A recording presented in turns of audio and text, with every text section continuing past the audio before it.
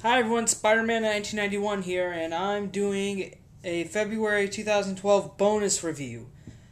Basically what bonus review is, it's when I get maybe at least 2 books that I was going to get this month, but then eventually the store didn't have it, and either the store didn't have it or something went wrong and I couldn't get it for that week. And if I missed at least 2 books like in a row, like what happened this month, then I figured when I got the books, I would just do like a bonus review to actually review them and stuff.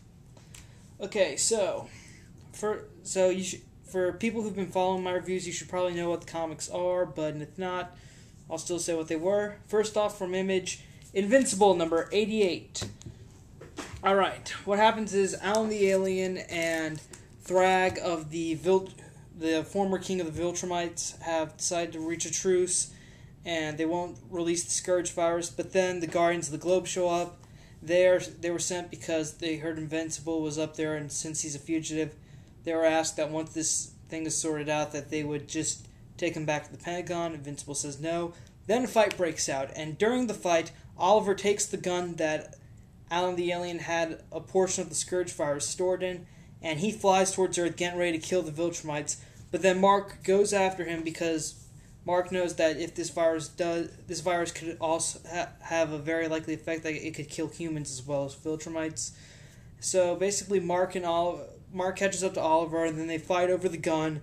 And during the fight, though, Oliver accidentally hits the trigger, and it sprays the virus right in Mark's face, and Mark just starts almost falling out of the air, but Alan shows up, saves Mark, and then Mark starts freaking out, worried because Oliver sprayed him with the virus. Is it airborne? And then Alan calms him down, saying, "Look, we're over an ocean.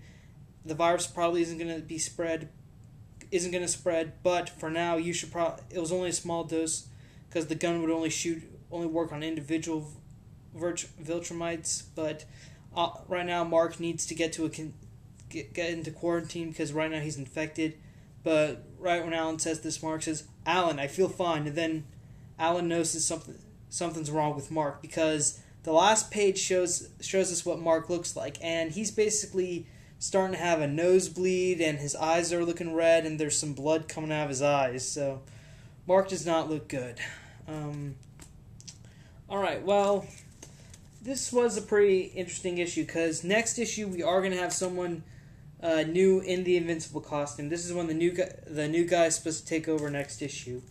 We don't know who it is, but basically Mark is going to have to step down from being invincible. And originally I thought it was going to be because he's a fugitive now, because he did free Dinosaurus, because Dinosaurus had good ideas, and Mark was going to work with him to make sure no innocent lives would be lost in the process of making the planet better.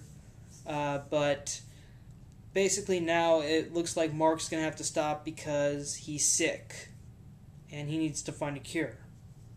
So that's another interesting reason why Mark's going to stop wearing the costume. Oh yeah, despite what this cover says, Adam Eve does not appear in this issue at all. That's just something I wanted to point out. But anyways, it is a rather interesting development here between the relationship between Invincible and Oliver, because now, they're brothers and everything. I mean, they work together, and for a while, Mark was Oliver's mentor and saving lives and being a hero. But with the whole Scourge virus thing, Oliver was ready to release the virus on Earth, even if the humans were going to be at risk, and he didn't care. But he doesn't really care. I mean, Oliver really didn't care about the humans, and Mark, however, does. So that was the main difference between the two. Now I think it's probably pushed to the boiling point, and the fact that Oliver did infect him with the virus, even if it was by accident, this could really put some serious strain on their relationship. So yeah, I'd say if you've been reading Invincible for a while, pick it up. If you've been if you're caught up with it, you know what's going on. I mean, you've read the Viltrumite War, you've read like the past 2 issues, then you know what happened. Then I would definitely recommend getting this, because it does pay off. If you're new to this series, I think you might want to wait till next issue, because that's when our new story arc is going to begin with the new guy being invincible, with the new Invincible and everything. That's really all I have to say about this. Moving right along, this was supposed to come out last week, but unfortunately my shop didn't have it. Secret Avengers number 22.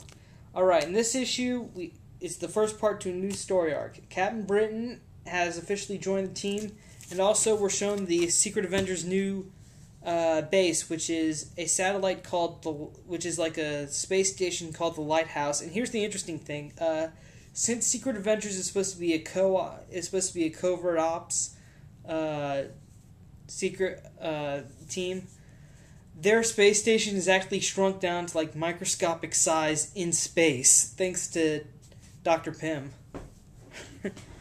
So that's a pretty interesting idea on the whole. Having a space station for a base is that making it smaller, so now probably no one can see it even in space.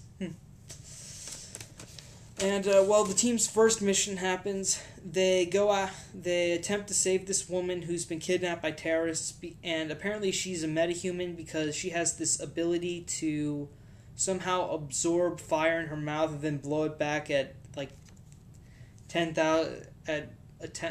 times more powerful. And she also has a kid, which I'm not so sure if that means the kid will have her abilities or not. But anyways, the Secret Avengers show up, they stop the terrorists, save the woman and child, but then a team of these androids called the Super Adaptoids.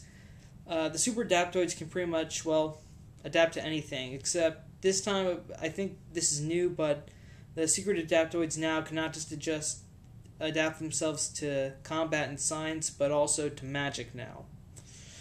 So, Secret Avengers fight the Adaptoids, but the Adaptoids are able to get the woman and the child and fly off, but not before Ant-Man is able to shrink down and jump onto one of the Adaptoids before they leave. So now the Avengers have a guy on the inside to help lead them to where the main Adaptoid's base is. And the issue ends with revealing to the audience that the Super Adaptoids do work for the Shadow Council and Max Fury, and apparently this new and we're also shown what Max Fury's new Masters of Evil look like.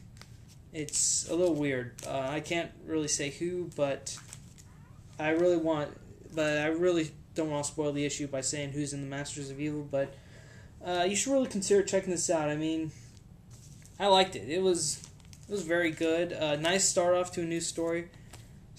I'm not so sure if Giant Man is going to be on the team full time or not. I think it might just be for this story arc, and then he might.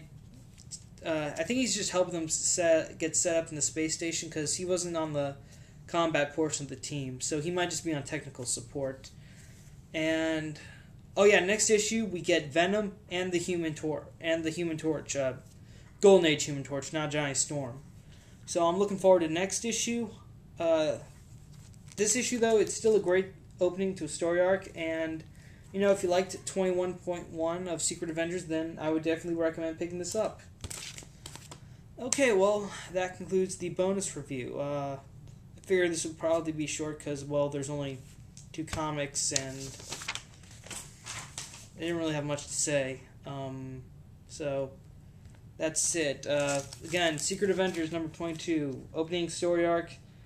It looks great. Can't wait to read the rest of this, especially next issue, since Venom and Golden Age Human Torch are going to join. And Invincible number 88. Not a bad way to give another reason why Mark's not going to be in the costume. Now it's not just because of his choice of actions, but also because he'll be sick. Deathly sick. So, that's it. Spider-Man 1991 saying, see you later.